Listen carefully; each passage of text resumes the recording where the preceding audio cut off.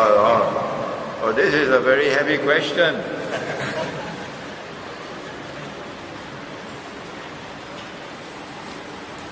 You're forcing me now to enter into Islamic eschatology. Yes. Or ilmu akhir zaman. I'm writing a book on Dajjal. But for the last year and a half, I've not written even one line. Because I'm now receiving more than 100 emails every day from all over the world. And sometimes I receive an email and it breaks my heart. It breaks my heart.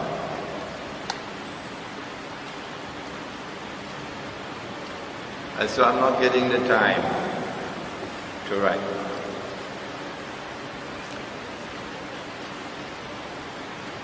Has modern Western civilization emerged by chance? Is it an accident of history? If modern Western civilization can emerge in history by accident, then I say that a cow can also jump over the moon. Yeah. Well then, if it did not emerge by accident, what is there which can explain the emergence of this amazing civilization with its scientific and technological revolution, which is still continuing, which has given to this civilization a power which is unprecedented in human history, that all of the rest of mankind combined, including Saddam Hussein, cannot match the power, the military power of modern Western civilization. Is this by accident? And if it is not, what is the explanation? Not only is this the most powerful civilization in terms of military might to have emerged in human history, but also, and this is the last characteristic I'm going to mention because we don't have endless time, it uses its power to corrupt every single thing that it touches. The word used by Allah in the Quran is fasad. And this civilization is engaged in universal fasad, corrupting the political civilization, political life of the world, corrupting the economic life, corrupting the market, corrupting the monetary system, the money that we use, corrupting the educational system, corrupting the relationship between the male and the female, corrupting the sexual life, corrupting sports and entertainment. But most dangerous of all, corrupting and destroying the spiritual life and reducing mankind today to a world filled with one-eyed people. Even with the PhD from MIT, he still sees with only one eye. What is it that explains this universal facade? Let me use the term in the Quran. Did the Quran not say that it has come to explain all things? وَنَزَّلْنَا عَلَيْكَ الْكِتَابَ تِبْيَانًا لِكُلِّ شَيْءٍ, to explain all things. What is the explanation of the universal al-fasad. There are those who don't want to answer that question. Too loaded a question. There are those who, because of bad methodology in the study of Quran and Hadith, are incapable of answering that question correctly. But when you go to the Quran and to the Hadith, there's only one answer. إن يأجوج ومأجوج مفسدون في الأرض. إن يأجوج ومأجوج مفسدون في الأرض. The universal fasad that we have in the world today is explained in the Quran. It's coming from Ya'juj and Ma'juj, Gog and Magog. Nobody teaches that subject today. Nope. I have been teaching it for 20 years. As the voice crying in the wilderness. They laughed at me for 20 years, but they're not laughing today anymore. No. Praise be to Allah. I held myself, I held my guns, I didn't back out. Laugh as much as you want. I'm not going to stop. And I wrote my book on Gog and Magog, alhamdulillah, and with Gog and Magog is Dajjal. Modern Western civilization is Dajjal's most magnificent creation. If you can't understand that, too bad for you. And Dajjal is using modern Western civilization to achieve his goal. And his goal is to rule the world from Jerusalem. And then to declare that I am Al-Masih, the Messiah. And all the one-eyed people will accept him as the Messiah. And when that is finished, he'll rub his hands and say, mission accomplished. And then Allah will send the true Messiah. But it'll be too late for Islamic scholarship at that time. That's my answer to you. Any other questions? Yes.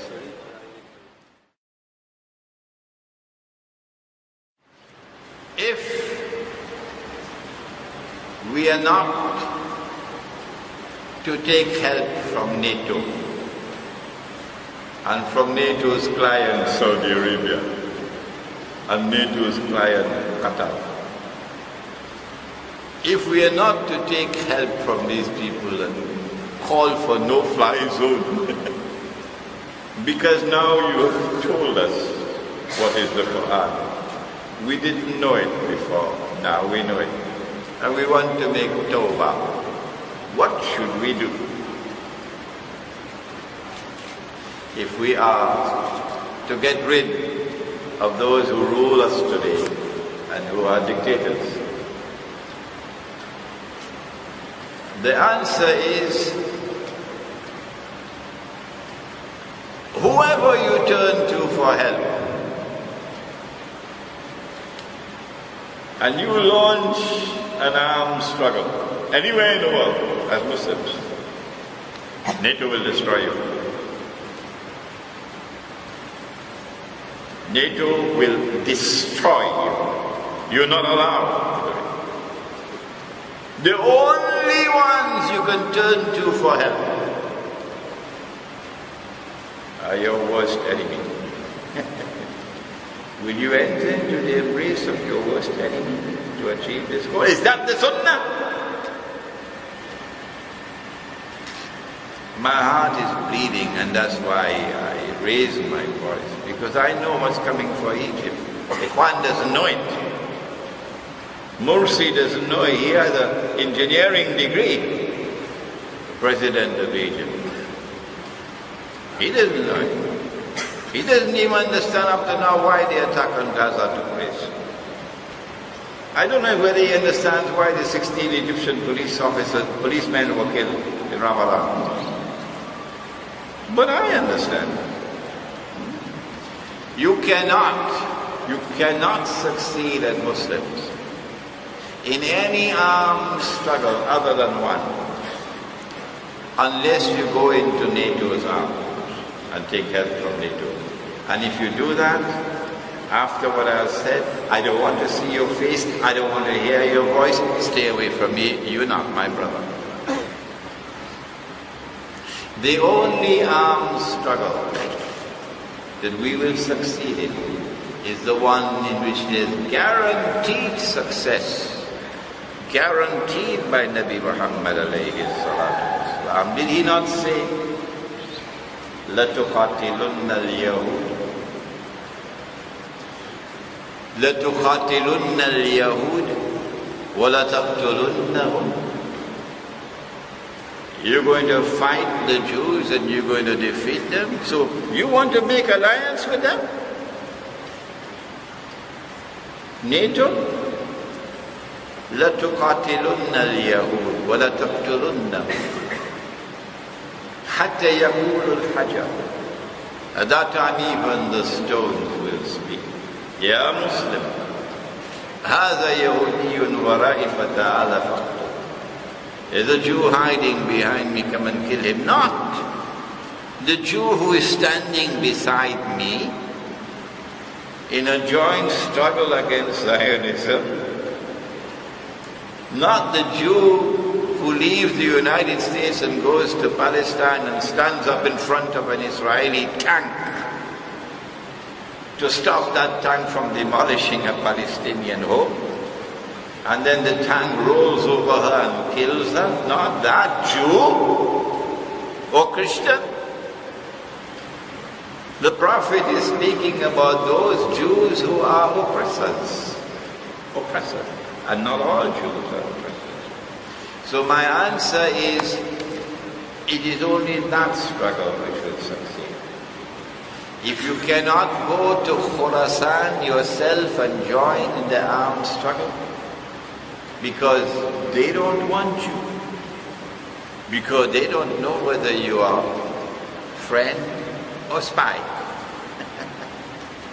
And they cannot have in their ranks those who don't speak their language.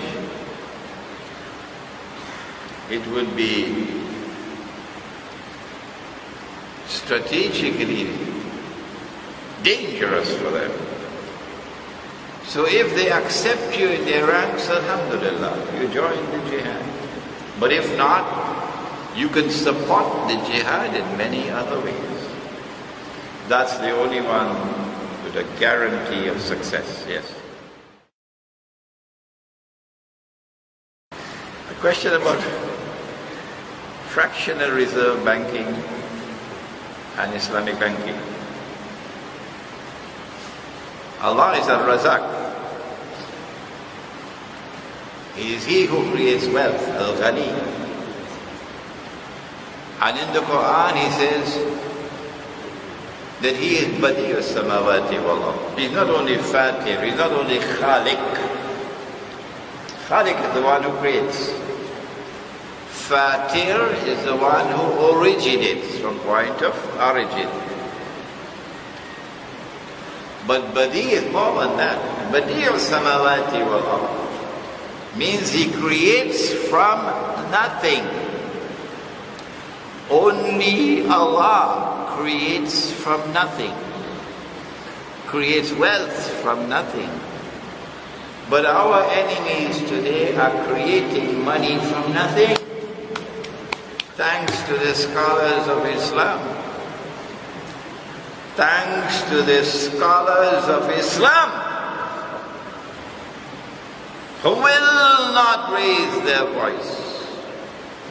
None of them will raise their voices. Praise be to Allah for one or two. The Imam of Masjid Al-Aqsa in Jerusalem just made a statement. He agrees with me on money, alhamdulillah. What the enemy does is that he is creating wealth out of nothing. Fractional reserve banking is one of the ways in which to do it. That if a bank has so much money in its books, it has 10 ringgits in its books, it owns 10 ringgits. Don't ask me how it got the 10 ringgits. That's a different story. Now he can lend the 10 ringgits on interest, which of course is haram.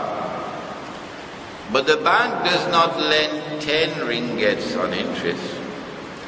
It lends 1,000 ringgits on interest. So where the other 990 ringgits came from? It came out of thin air. It is wealth created out of nothing. And if you create wealth out of nothing, you're playing God. Do you need a PhD to understand shirk? Huh? Or are you waiting for fatwa from Mufti? Well, you better find a comfortable sofa to sit down and wait for that fatwa, because it'll never come. But now, it's not, that's only part of the subject. How did the bank get the 10 ringgits? What our enemy did was to take what Allah made halal and declare it to be haram. If you declare haram what Allah declared halal, is that shirk? Is that shirk? If you don't know it, then go and pick up your Quran, Surah At-Tawbah. Yes, it is shirk. And that's what they did. And if you accept it and follow them in it, you are also in the shirk, the monetary system. The Articles of Agreement of the International Monetary Fund had prohibited the use of gold as money. The Quran and the Sunnah declare gold and silver halal as money. The IMF declares gold haram as money. That is shirk. There are a number of reasons why they prohibited the use of gold as money. But they have never given those reasons. And if you ask them, why have you made gold prohibited, they'll never tell you why. Never. Up to now, you'll not find any written document anywhere. 2 days ago in our conference on riba, my lecture is on the internet now. You will find where I offered some explanation why they prohibited the use of gold as money. And one of the reasons was so that they could introduce their bogus money and have their bogus money stable. If you have gold alongside the bogus money will collapse. So they started printing paper and then giving to the paper a fictitious value.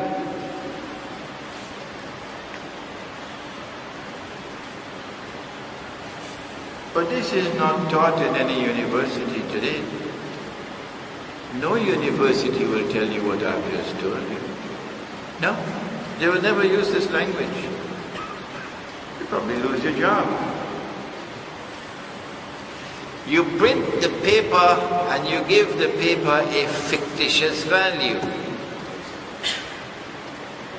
If that is not haram, what is haram? What Dr. Mahathir just pointed out recently is that now they have reached that stage where they don't want to print the paper anymore, because they want to put $7 trillion more into the banking system. And it'll take a long time to print $7 trillion. A lot of printing machine, a lot of paper, a lot of ink, a lot of armored cars and security guards, and police motorcycles to transport it.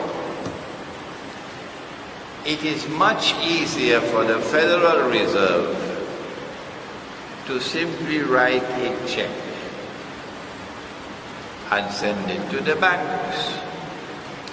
And then the banks will insert $7 trillion more into their books. And then the banks, like the IMF, will approach, hello, President Morsi, are you there? I hear Egypt wants an IMF loan. We could lend you $4 billion. I mean, we just got 7 trillion. But in order for you to get this 4 billion, there are conditions you've got to meet. These are the conditionalities. Amongst them, you've got a 2-hour line. Economic enslavement spells political servitude. And you got to bow down to the Dajjal and act in accordance with our commands so that Israel will survive. So it's fictitious money. And they're lending you fictitious money on interest. When they lend the money to you and you enter into a legal agreement to pay back, then it becomes a part of the money system. Unless they lend it to you, it simply remains in the books. But after they lend it to you and you accept the loan, and a legal obligation to repay, now it becomes money. Is Islamic banking doing anything to prevent this? Is Islamic banking even recognizing the paper and plastic and electronic money to be bogus and fraudulent and haram? Dr. Mahathir shows better understanding than the muftis. No, Islamic banking has not raised even a little finger. Not even a little finger to expose the monetary system as bogus and fraudulent and haram, and to call for the return of gold dinar and silver dinar. Do you think the present Turkish government is sincere or another client of Zionism?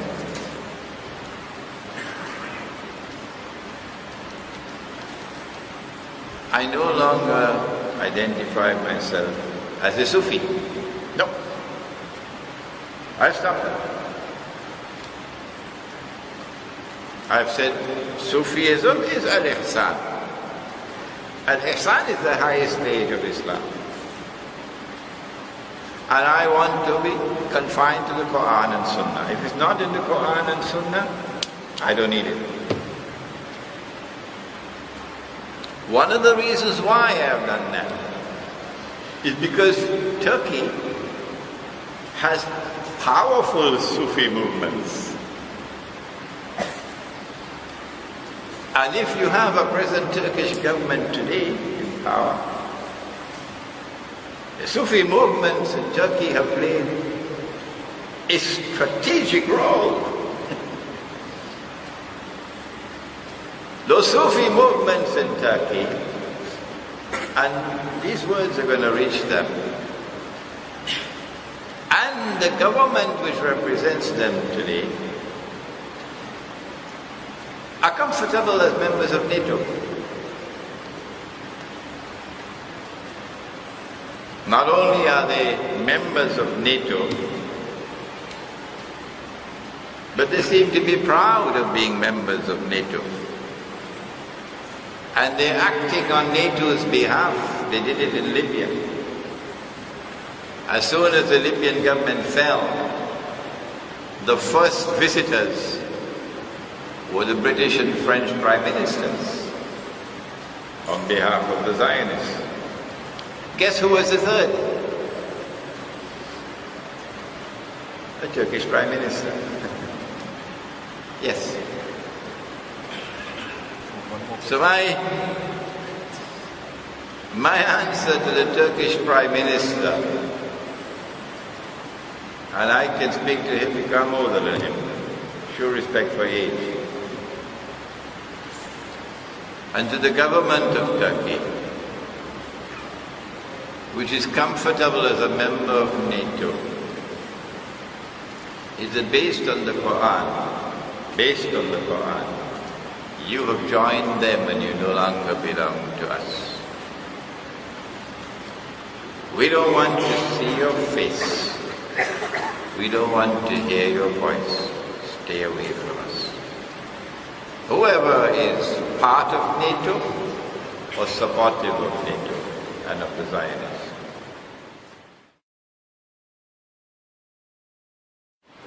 When I give an opinion in which I interpret anything like a hadith, you will bear testimony to the fact that I always say to the people, do not accept my opinion. Is that true? I always say, do not accept my opinion unless and until you are convinced that it is correct. I can make mistakes.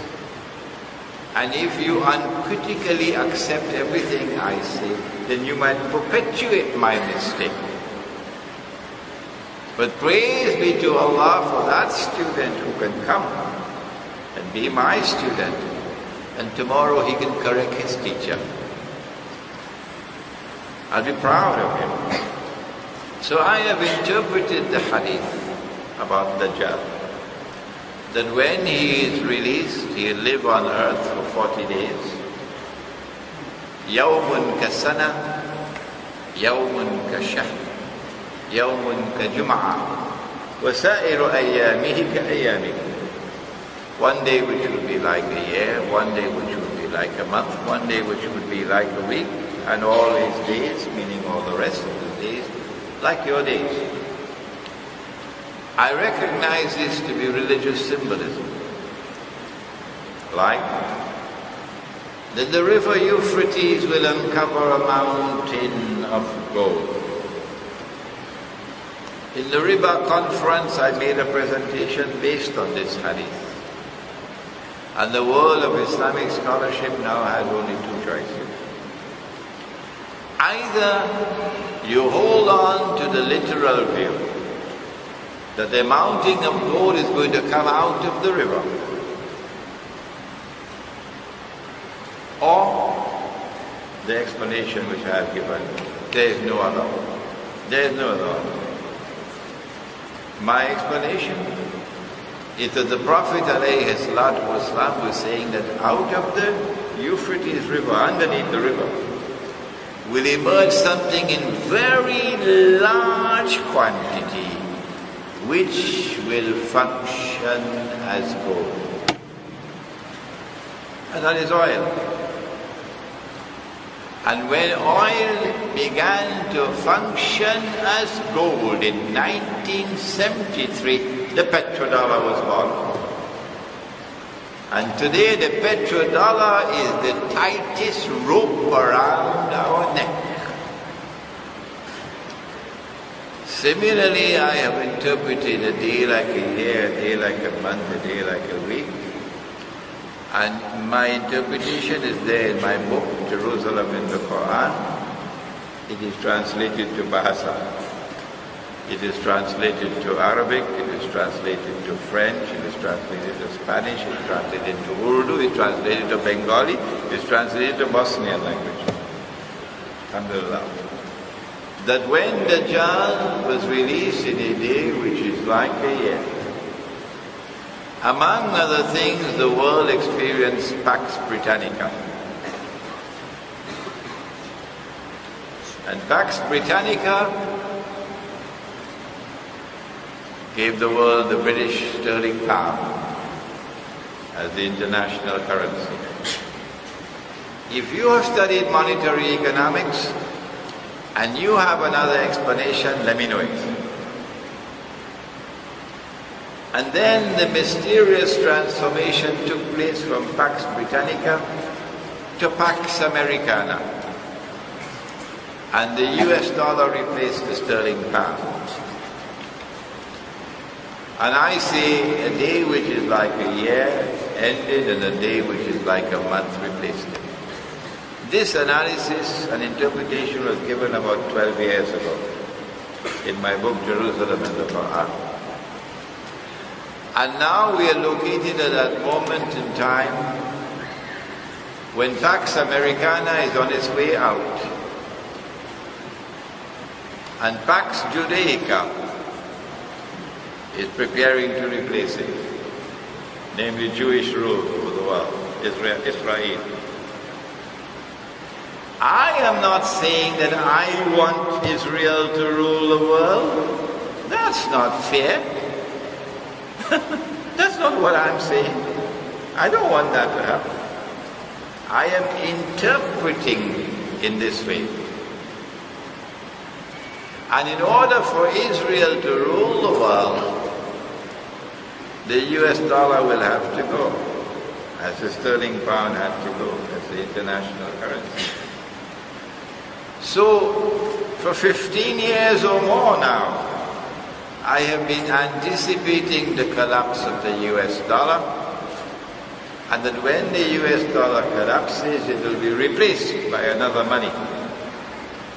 Whether it will be the Israeli shekel, or whether they're going to coin a new term like Bangkok, I don't know. But a new monetary system is coming.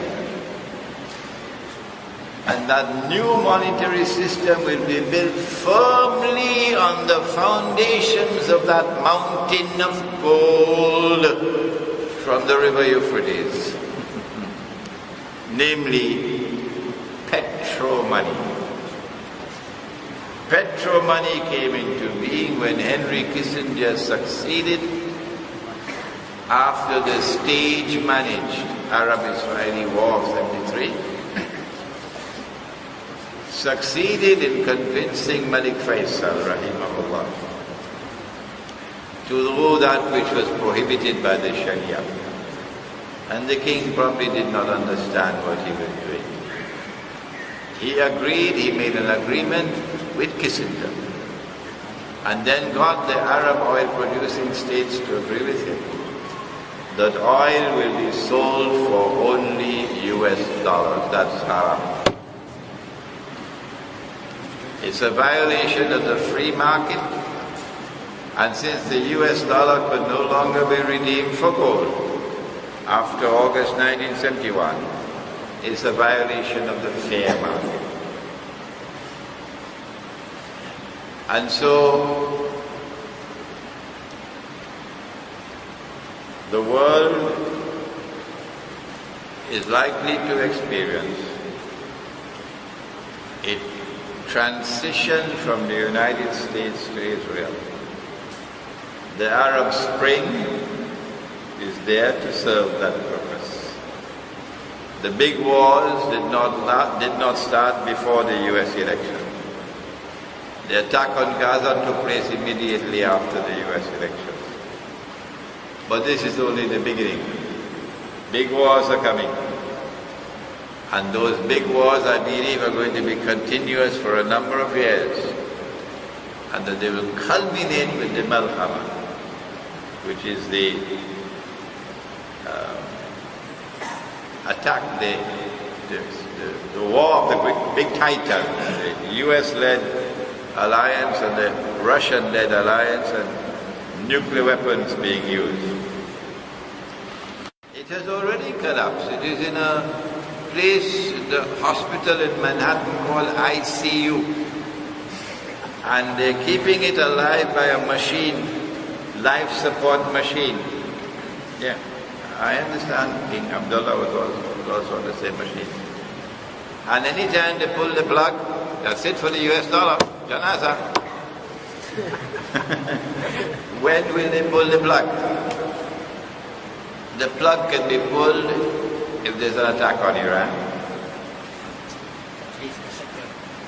a Turkish attack on Syria, an Israeli attack on Pakistan, an Israeli attack on Iran, on Egypt, Syria,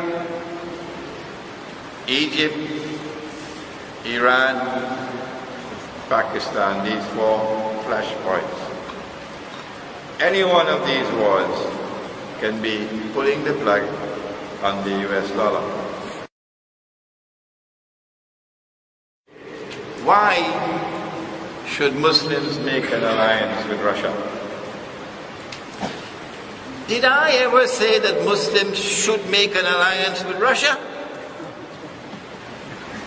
Did I ever say that Muslims should I am recommending alliance with Russia? I never said that. I never said that. I'm not recommending any alliance with Russia or with China. Oh my gosh. I said that a man named Muhammad sallallahu ta'ala alayhi wa sallam, he said, not me, he said that you will make an alliance with Rome. It's there in the hadith. And I analyzed it, if you allow me to. And I said that prior to the revelation of the Quran, Rome was in Italy. And Rome worshipped idols, pagan Roman idols. And then the Emperor Constantine became Christian, and he took Rome out of Italy. And he created the city of Constantinople. It was named after him. And so when the Quran was revealed,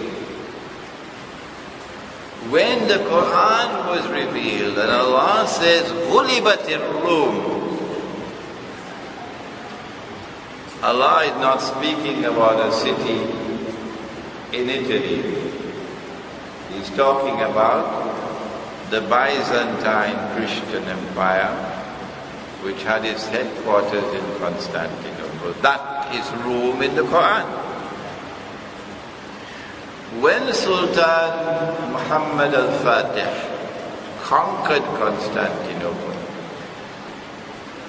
then he said, I am now Rome. This is Rome.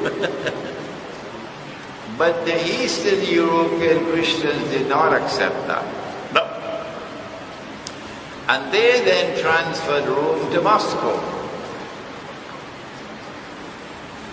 And so they recognize Rome today to be Moscow. They recognize it. It's their Rome. So when the Prophet sallallahu ta'ala alayhi wa sallam said, you will make an alliance with Rome, I am interpreting that to be a Muslim alliance with Russia and other allies of Russia. That alliance is already coming into being. Pakistan is now moving in that direction, whether you like it or whether you don't. That's your business. I'm not concerned with your views. Pakistan is now moving in the direction of Russia. Ask any Pakistani here, he'll tell you what changes have taken in Pakistani foreign policy. Iran is firmly moving in that direction of an alliance with Russia. Syria is already in an alliance with Russia, which is why Syria is under attack. Russia has a naval base in Syria. And when NATO takes over Syria, goodbye to Russia. Goodbye to Russia is good news for Israel. Good news for Israel. So yes, I understand your concern that Imran Hussein should be recommending an alliance with Russia. But I've not done that. I'm simply interpreting the hadith. And whenever I give an interpretation, I always say, don't accept it. The attack on Gaza. It came after the US elections. Not before, that's not by accident. My opinion, and I can be wrong, my opinion is that Israel, in order to prepare the way for Dajjal to rule over the Holy Land, has to cleanse the Holy Land, cleanse it of Arabs.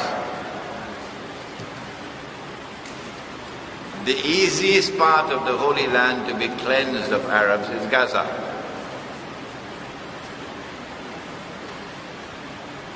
Four years ago, the blistering attack on Gaza, with Hosni Mubarak blocking the way to Egypt, was to shatter them. About 1,400 were killed. But the next attack on Gaza must be 10 times more ferocious than that one. But this time you must have Ikhwan al-Muslimun in charge of Egypt, firmly in the saddle. So you've got to do something to get rid of the military as an obstacle. And they did it. You've got to do something to get rid of the legal establishment as an obstacle. And they did it. And so Morsi is now firmly in charge. Ikhwan is now firmly in charge. The boat is rocking a little bit, but they're still firmly in charge. So when the attack on Gaza takes place, it will be so ferocious that Egypt will have to open the doors. And you'll have something called Exodus. Exodus is a book in the Bible and the Torah. Exodus. Mean a mass movement of people fleeing out of Gaza into Egypt. And whoever is so brave to remain in Gaza, it's just a mopping up operation. And in this way, Israel will be able to say, mission accomplished. We have cleansed Gaza of the Arabs.